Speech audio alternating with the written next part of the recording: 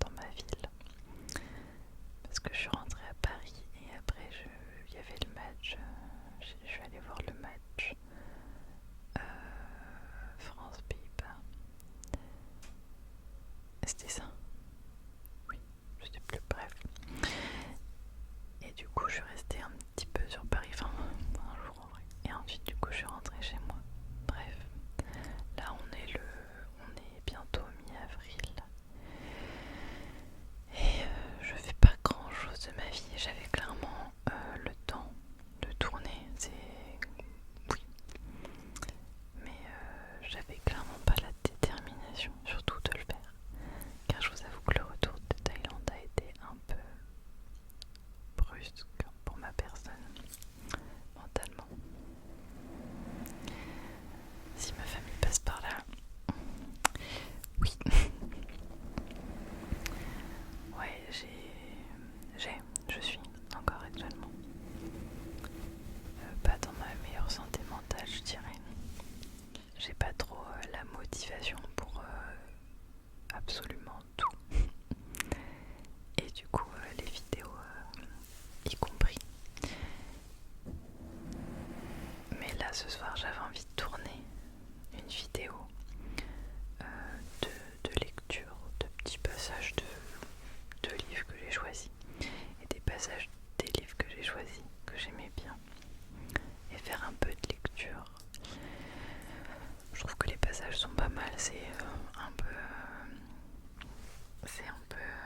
du développement personnel, je trouve.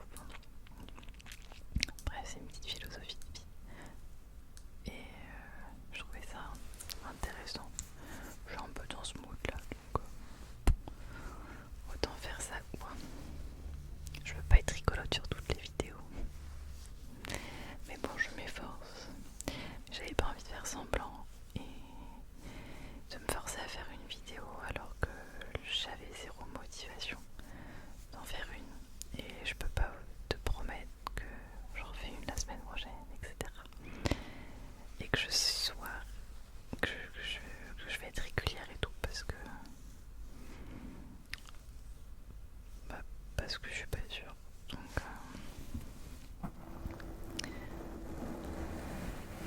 mais je vous jure que dès que j'ai envie de faire une vidéo et que vraiment j'ai la déterre, je prends mon micro et j'y vais. C'est rare, mais regardez, je suis là. Mais bref, tout ça pour dire que la redescente, enfin qu'il y a eu une redescente et que ça a été un peu brutal.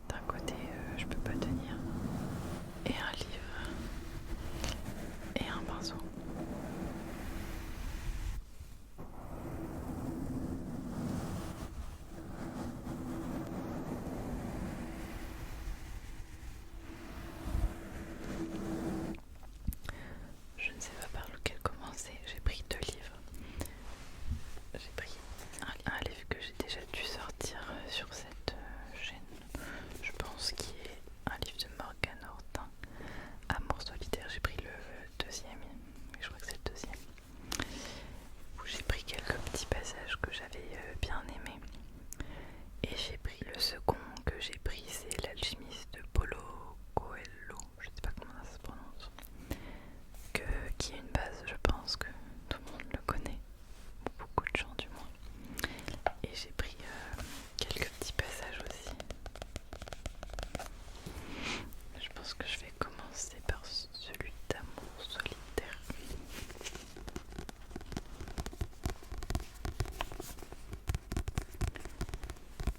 Alors pour ceux qui ne connaissent pas, c'est un livre avec des messages, genre téléphone, de dialogue entre deux êtres aimés. C'est un livre sur l'amour quoi.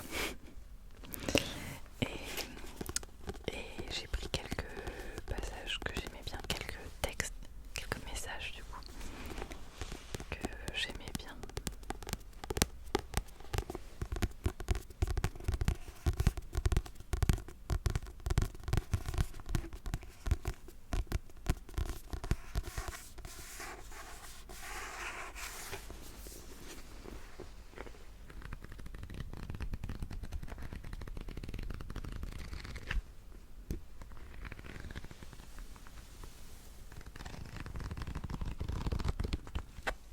Le premier. Tu me cries être rescapé de toute la souffrance que je t'ai causée. De mon côté, je suis la première naufragée. C'est dans ce sens qui semble se dérouler le cours des choses entre nous. La mise à mort de l'un par la renaissance de l'autre. La puissance des mots et l'attraction qu'ils ont sur l'être aimé peut sauver, mais aussi tuer. Des mots m'ont tué. C'était pour moi l'amour en caractère 52, en toute majuscule, afin de rendre compte de l'immensité dans laquelle je me trouvais avec toi.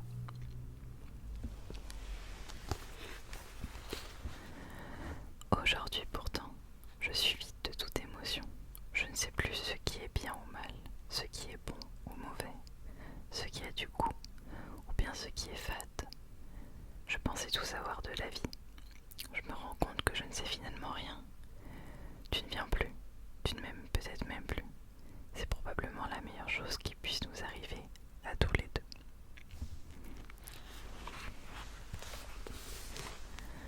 Voilà le passage que j'ai choisi en premier. Je ne vais pas expliquer mes choix parce que je ne saurais pas trop quoi répondre. Je trouvais juste ça sympa. Sympa.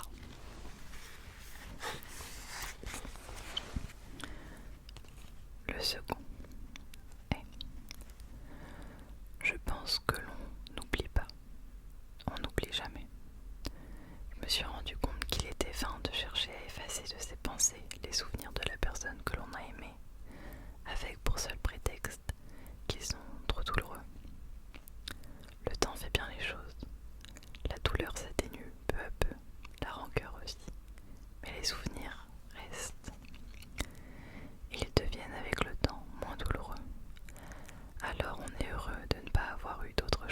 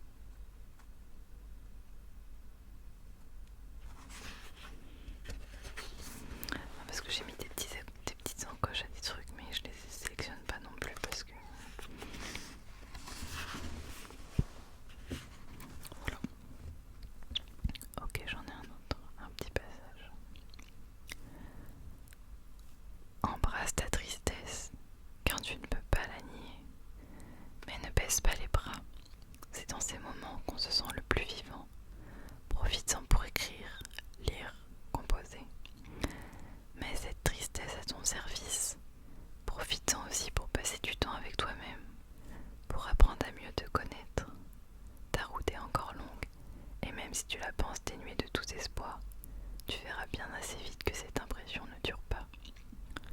Tu te relèveras quoi qu'il en soit, et tu vivras de plus belle avec le bénéfice de l'expérience et d'une connaissance de toi-même plus approfondie. Plus approfondie.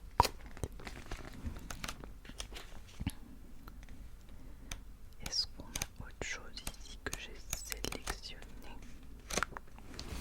Non. Je n'ai pas pris énormément de choses, mais je sais pas, ça me tentait pas les autres. Maintenant je vais passer à celui à l'alchimiste, qui est un peu différent. Je sais pas comment, je sais pas si est-ce que je vous lis le résumé. Santiago, un jeune berger andalou, part à la recherche d'un trésor enfoui au pied des pyramides. Lorsqu'il rencontre l'alchimiste dans le désert, celui-ci lui apprend à écouter son cœur, à lire les signes du destin et par-dessus tout à aller au bout de son rêve. Merveilleux, conte philosophique, nanana, bref. En gros, c'est l'histoire d'un mec qui part à la recherche de ce qu'on appelle sa légende personnelle.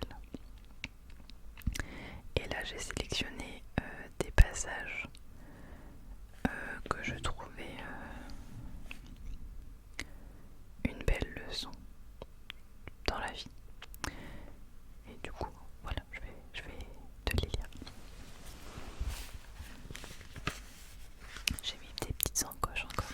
Et j'ai même mis des petites parenthèses. Des petites... comment on appelle ça? Vous savez, les parenthèses carrées. Parenthèses. Je sais plus. Faudrait peut-être retourner imprimer. Bref. Je te lis ça, mais je sais pas de quel côté me mettre. Même si je me plains un peu, disait son cœur, c'est seulement que je suis un cœur d'homme. Et les cœurs des hommes sont ainsi. Ils ont peur de réaliser leur plus grand rêve, parce qu'ils croient ne pas mériter d'y arriver ou ne pas pouvoir y parvenir. Nous, les cœurs, mourons de peur à la seule pensée d'amour enfoui à jamais, d'instants qui auraient pu être merveilleux et qui ne l'ont pas été, de trésors qui auraient pu être découverts et qui sont restés pour toujours enfouis dans le sable. Car quand cela se produit, nous souffrons terriblement pour finir. Mon cœur craint de s'ouvrir, dit le jeune homme à l'alchimiste, une nuit qui regardait le ciel sans lune. Et du coup l'alchimiste lui répond: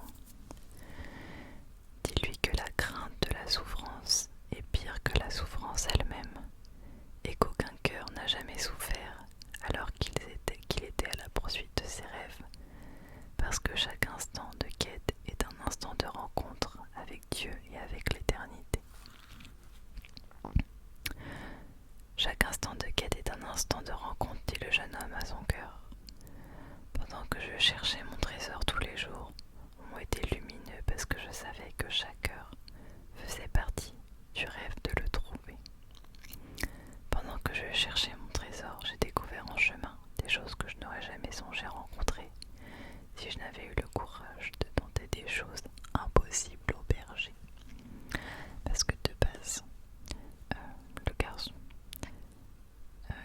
en quête de sa légende personnelle, est berger. Et bref, voilà. Et j'ai sélectionné un autre passage sur la page d'après.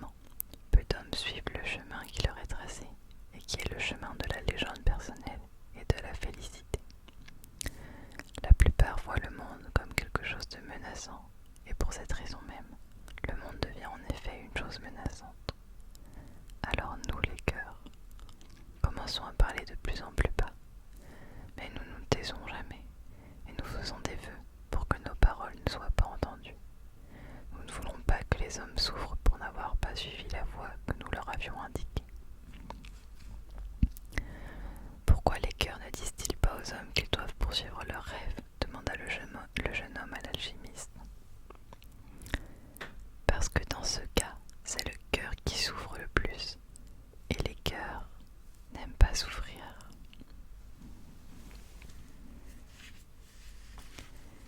Tadam. Voilà. Et dernier petit passage que je vais te lire ce soir. Ça passe assez vite quand même, je trouve.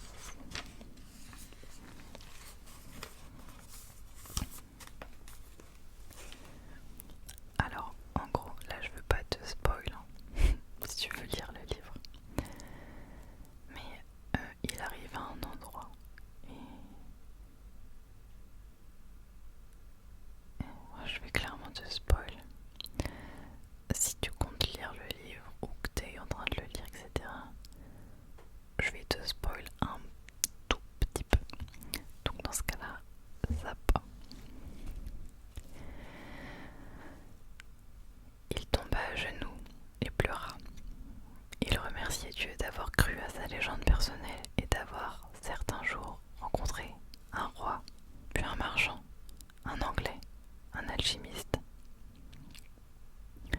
Et par-dessus tout, d'avoir rencontré une femme du désert qui lui avait fait comprendre que jamais l'amour ne pourrait éloigner un homme de sa légende personnelle.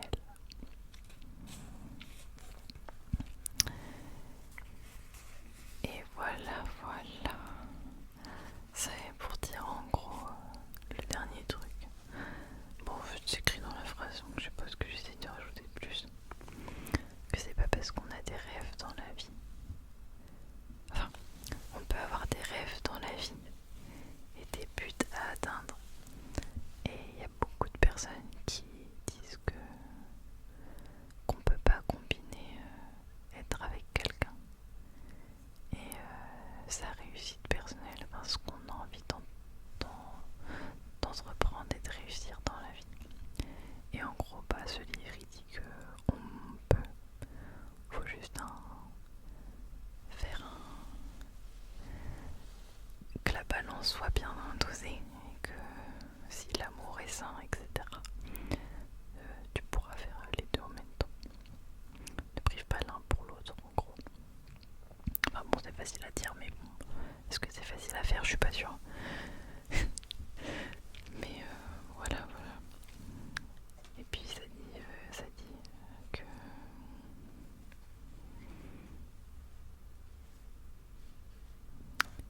je pense que mon passage préféré, c'est celui que j'ai lu en deuxième, sur le fait que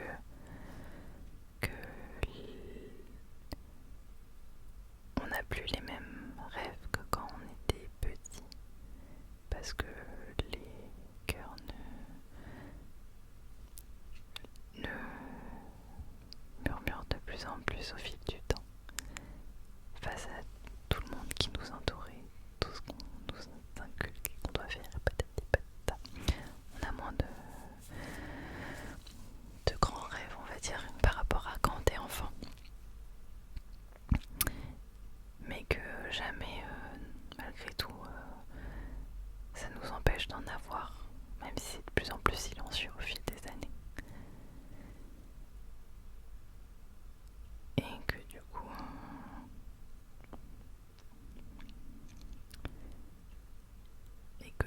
comme il dit, les cœurs ne disent pas aux hommes, pourquoi ils ne disent pas aux hommes qu'ils doivent poursuivre leurs rêves?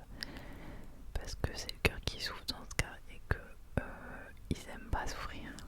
Ce qui est jusqu'ici un peu logique. Mais bref, ce livre est très bien. Et j'aimais bien les petits passages. Qu'est-ce que ça disait? Quand j'aime bien les des petites encoches, je sais pas si vous faites ça vous. Moi je fais ça, il y en a qui font du fluo dessus. Moi à chaque fois je me dis, mais imagine je vais le revendre, mais vu la gueule du livre. Parce que j'étais là